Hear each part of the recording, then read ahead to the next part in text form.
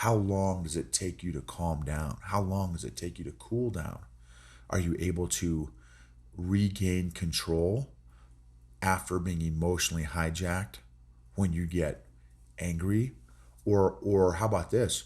When you get angry, in the middle or at the extreme peak of your anger, are you still in control of your decisions and behavior? Or is your anger in control? Are your emotions in control? Are your emotions in the driver's seat of your behavior and your decisions?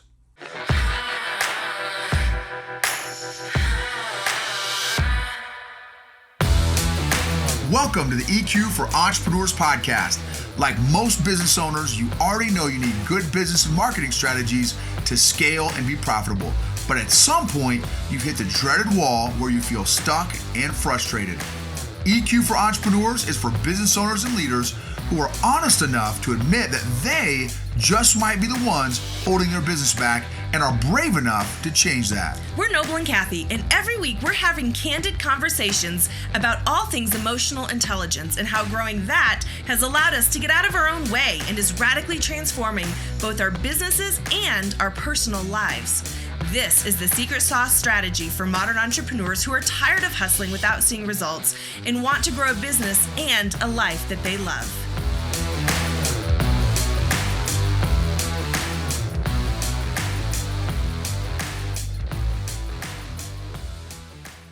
Entrepreneurs, leaders, and influencers, hope you're having an amazing day, and I pray that this episode adds value to you in some way. If you feel like it does, it would be awesome if you would share it, rate it, review it.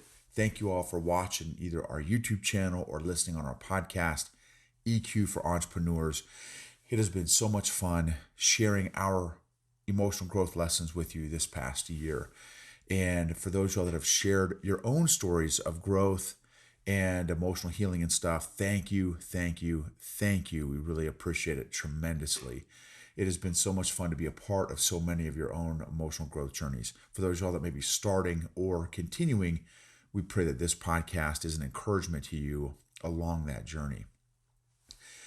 And this episode is going to be about the importance of emotional bandwidth. Emotional bandwidth, I guess what I am referring to, and again, I am not a psychologist, I'm not a therapist, I'm not a psychiatrist, I don't have a PhD from Harvard. I think what makes us unique in this space is that we're entrepreneurs that have applied the lessons of emotional growth to our own life and have experienced some life-changing things in our own life. In my own life, that's why I want to start this podcast, to share my own lessons with you all that are also maybe new. So this is definitely not an academic podcast by any stretch. What I mean by emotional bandwidth is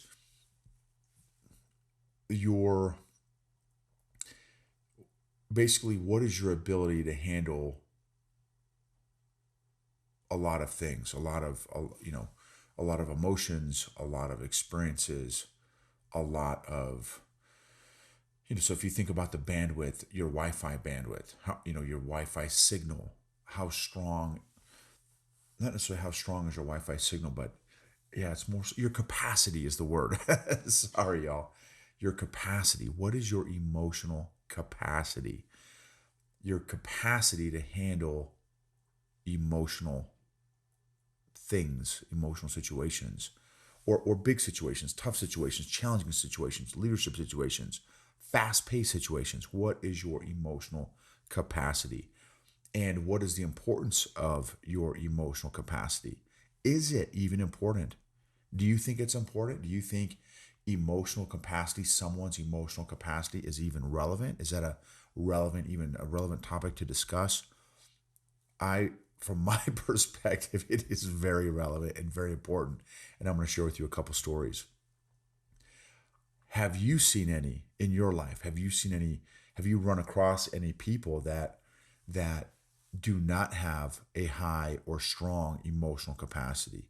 They have a very low emotional capacity. So scale 1 to 10, if they get to a 1 or 2, they experience some sort of emotional breakdown or emotional shutdown on a capacity scale? Or do they have a capacity? Have you met people that have a capacity of 10, that the world could be falling apart, the and it's going at 100 miles an hour and falling apart, and they're cool as a cucumber, and they can operate in that environment with complete calmness and presence and availability?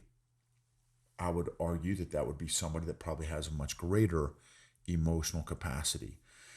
Now, again, there are a lot of other factors and stuff, but that is an example. And I'll use, so I maybe have a few stories with you. One of my buddies, retired Navy SEAL, worked for the agency for a number of years. Another buddy, former Ranger Regiment, worked in some other government agencies. Both of these guys, on separate occasions, told me the exact same thing. Noble, and they both have spent, well, I know for sure my Navy SEAL buddy has spent years in combat. Not like, yeah, he has spent years in combat. Years and years in combat. Hundreds and hundreds and hundreds of different engagements, direct action engagements, firefights. And my other buddy, maybe not as long in combat, but still has spent a lot of time in combat. Maybe not as much as my Navy SEAL buddy, but again, a lot of time. Both of them have proven amazing in combat, which is to my point. Both of them at different times have come to me, and in our just conversation, friendship over the years, have kind of confided in me, told me separately, they don't even know each other, Noble, when the bullets start flying, everything slows down, and I know exactly what to do and when to do it. And I thought, wow, man. So I was, Army guy, infantry, airborne ranger, 82nd Airborne Division. My time in the military was between two conflicts. So I got out, I was out of the military before the war had even started. So I've never experienced combat. Have been in obviously lots of training for combat, but have never experienced combat, which is obviously there's a big difference. And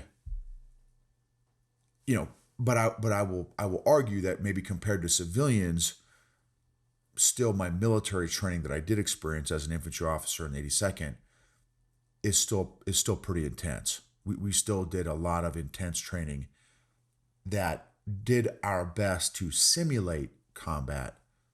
But again, I don't ever ever talk about anything I've ever done with somebody that's been in combat, because I know that the difference between training and combat is probably echelons different.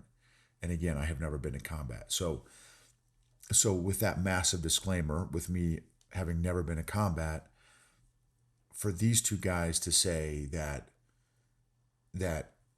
when the bullets start flying at them, they know they are total calm, total present, know exactly what to do.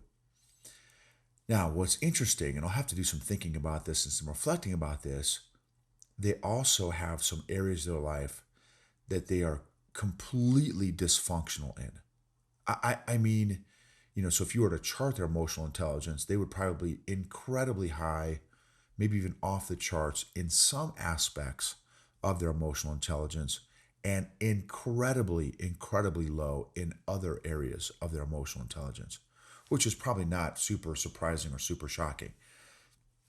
That's how a lot of people are. They're high in some areas, not high in other areas. With these two guys, I'm sure there were probably some very big extremes regarding their emotional intelligence assessment. So the point being that emotional capacity, I feel, is very, very important. Now, are you all listening to this? Are you guys in the military? You may be. In fact, I know there's quite a few military folks that do listen to this. So in your case, emotional capacity is like life and death, which is, that is the extreme example of importance of emotional capacity. For the civilians who are listening to this, I still believe very strongly that emotional capacity has tremendous value. Now, does it have the value of life and death? Maybe not, but it can. I know for me, it has led to some very unhealthy responses that I have, or reactions, let's say reactions that I've had in conflict or crisis, because I had very little emotional capacity. So there'd be a little conflict, because that little conflict would really use up all of my little emotional capacity, and I would go completely off the rails and handle that conflict or that crisis, that little conflict, that little crisis, very, very inappropriately or unhealthily, unhealthy, in a very unhealthy way. Let me say it that way. And so here's another story. I know an educator who has a class of students that cried almost every single day in their class. They cried. The teacher cried almost every single day because of their emotional capacity. And due to whether it was the interaction of the students was overwhelming to this teacher, whether it was maybe one or two particular students that were maybe louder or more engaging or too engaging for this teacher would almost cry every single day. What would be the consequences of a teacher who would cry every single day in class? What do you think? What would it be like for you as a student in a class with a teacher that cried every single day? How would that affect the mood? How would that affect the environment? How would that affect the culture? How would that affect the dynamic of the class? How would that affect the desire for the class to engage or interact in class or participate in class? Here's another example of bandwidth. We went to Chipotle today, and my daughter was, she didn't finish her whole meal, so she was saving it, and their little cardboard ovals has the tin or aluminum lid that you have to rebend and reshape to get back on once you take it off. Well, she was having a very tough time putting this aluminum or tin lid back on this oval, that oval dish that Chipotle serves their meals in. And I mean, it was maybe 15, 20 seconds, and she was done. She got angry, she got frustrated. It doesn't fit. This thing doesn't fit. It doesn't fit back on the thing. And it's almost immediately my wife jumps in and tries, and I said, babe, stop. She is a teenager. She is a freshman, soon to be freshman. Absolutely do not help her put this lid back on this dish. Like, if our kid has a meltdown after 20 seconds because she can't figure out how to put the aluminum dish back on a Chipotle deal, and you feel like you've got to come and rescue her, come on now. We need to take a little step back here and assess our parenting. And the thing is, we've taught our daughter since she was 4 years old. Entrepreneurs, I say entrepreneurs, and she would always end it with figure it out. When she would ask a question, and it was a question that I felt she could figure out, I would say, amor, when I say entrepreneurs, you need to respond with figure it out. So when you ask me a question, Poppy, how do I open the refrigerator, for example? Obviously that's an extreme example, but it's an example. How do I open the refrigerator? I would say amor, entrepreneurs, and she would get frustrated and say, Poppy, entrepreneurs, figure it out. I said, that's exactly right. So you need to figure it out. We're entrepreneurs, so you figure it out. What are some ways that you think you could figure out to open the refrigerator door? And I know it's big and I know it's heavy, but what are some ways? Let's think through this together. So we think through it, but I made her figure it out. And so I told her today, I said, amor, entrepreneurs. And of course, she wasn't super excited to hear that, because she was triggered. She was already up in her emotions. Her emotions were already, in kind of full swing. But I said, listen, I said, and she has had experience with somebody, and again, I won't get into details, but she has had experience with somebody that does not have a very good emotional bandwidth, who happens to be the exact same personality as her. And so I said, listen, you have seen what it looks like with someone with your exact same personality who has little to no emotional bandwidth. What was that experience like for you? Did you enjoy that experience? Was that fun to be around somebody quite a bit older than you that has little to no emotional capacity, that you've been on the receiving end of? And thankfully it immediately clicked with her, and it immediately made sense to her. And so I said, listen, I said, I'm not, and I said, please understand, I'm not saying your emotions are not valid. I'm not saying that it's wrong to be frustrated or upset that you can't get this thing back on. So I'm not, I want to validate your feelings and emotions. That, yes, I understand that you are frustrated. I understand that you are upset that you can't get this back on. I'm also saying that we need to work on growing your emotional capacity. So, and what are some of the ways to do that? How do you, and I'm asking you, the listener, the viewer, how do you grow your emotional capacity? What are some ways that you think you can grow your own emotional capacity? Here's a great way to do it. Doing hard things and or doing new things. Those are both great ways to grow your emotional capacity. Pushing your limits is another way. Pushing your limits is another way to grow your emotional capacity. That's why I love Brazilian Jiu-Jitsu. My emotional limits get tested every single day. My physical limits get tested every day. My mental limits get tested every single day I go to jits. And I'm hoping and thinking that and praying that my emotional capacity is increasing. And I think I'm seeing clues and examples of how it is. I also want to continue to be intentional at growing my emotional capacity, because I've seen the consequences of those who don't have high emotional capacity. Not only have I seen and observed, I've experienced it myself. I have been that guy. I have been the one with little to no emotional capacity. And so I empathize with those that don't have a high emotional capacity.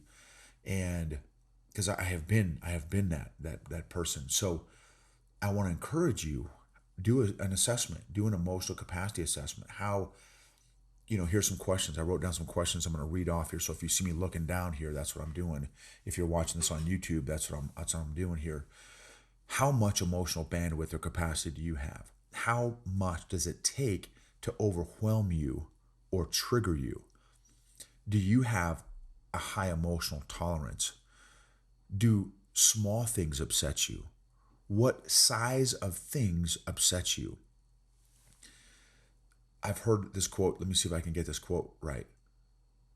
The size of the things that makes someone angry reflects the size of that person. The size of the things that make someone angry reflects the size of the person.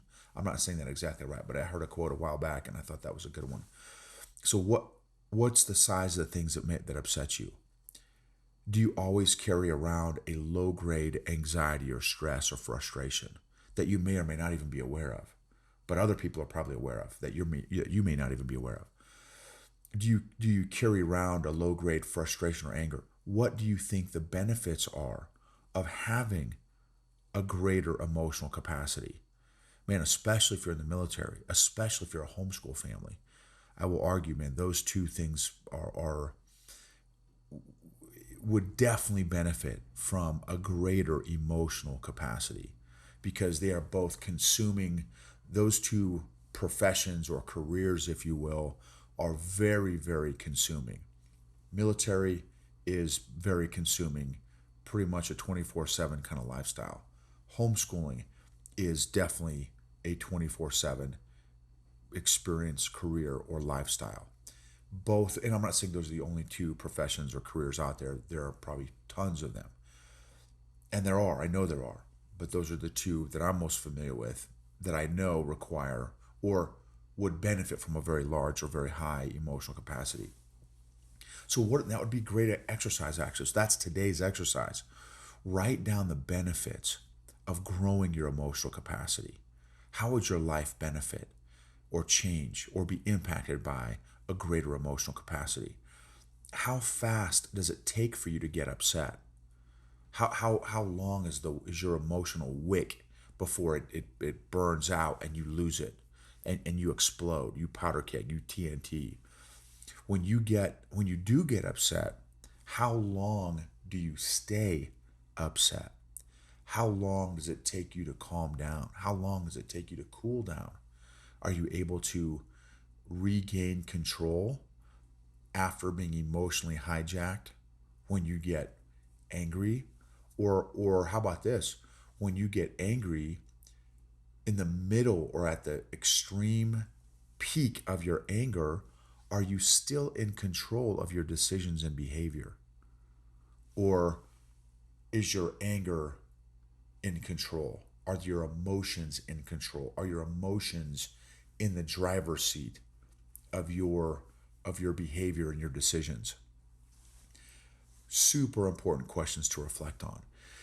And so again, I would encourage you, wherever your emotional capacity, I'm sure we're all in a position to grow our emotional capacity. How can you grow your own emotional capacity? What are some hard things that you could do? What are some new things you could do? What are some ways you can push your limits?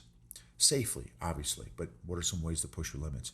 And then, how about your family? Again, how are your children? What is the emotional capacity of your children? Especially in today's society, in today's culture, where everyone seems to, I'm using some extreme words here, where many people get triggered on a regular, daily, hourly basis over, in some cases, very small things, where there's so much unbridled and uncontrolled emotion. How are you preparing your children to enter that environment?